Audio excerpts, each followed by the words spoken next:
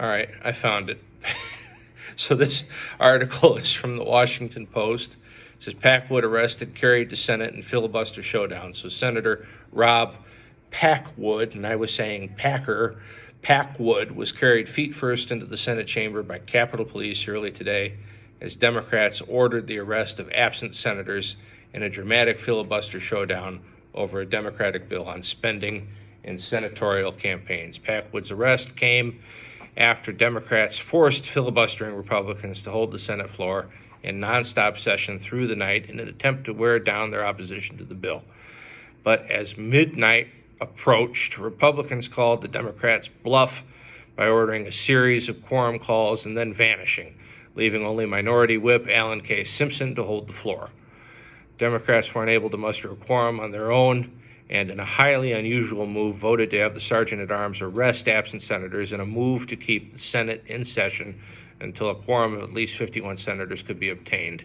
Shortly after midnight, a posse led by Sergeant-at-Arms Henry K.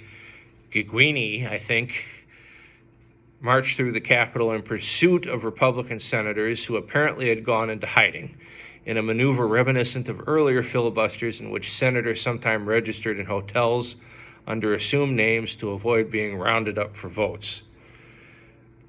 This is our government.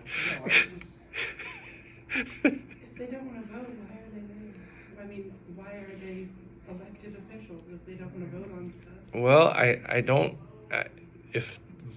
you got to think 1988, again, this was before the advent of the internet and the 24-hour news media that we have, so I doubt people would know that this was going on unless they looked very hard. But don't they all have like an oath to Yes, fulfill their duties? yes. So, They do take an oath to fulfill their duties and uphold the Constitution. I'm sure they all got in big trouble for it, right? No. Unless you count this big trouble. So the posse combed the Senate office buildings and found Packwood, who, as he noted after he was deposited on the Senate floor, did not come fully voluntarily. Within minutes, one of the absent Democrats, presidential candidate Paul Simon, arrived, and the Democrats had their quorum. Majority Leader Robert C. Byrd, and this is who I thought Packwood was, said he regretted the arrest, but said he had no alternative and congratulated Packwood on the fine spirit with which he accepted the inevitable. Cots were set up for senators in rooms near the Senate chamber, and earlier in the day, Byrd had put the Republicans on notice that they would have to talk, not just threaten to talk, in order to sustain their stalling tactics against the campaign spending legislation. I have every intention of staying in continuous session until something happens, until something breaks, he said. If the Republicans pause too long and lose control of the floor, Byrd warned, he will call for a vote on the bill.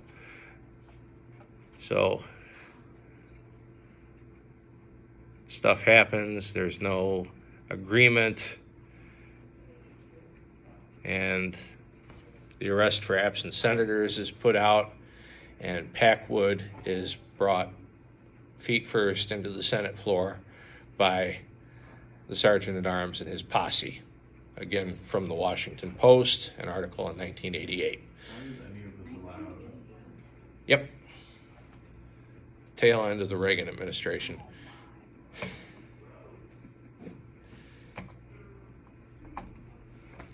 That's the government. I would love to see like a video of some senator being carried into. Oh, we could do that.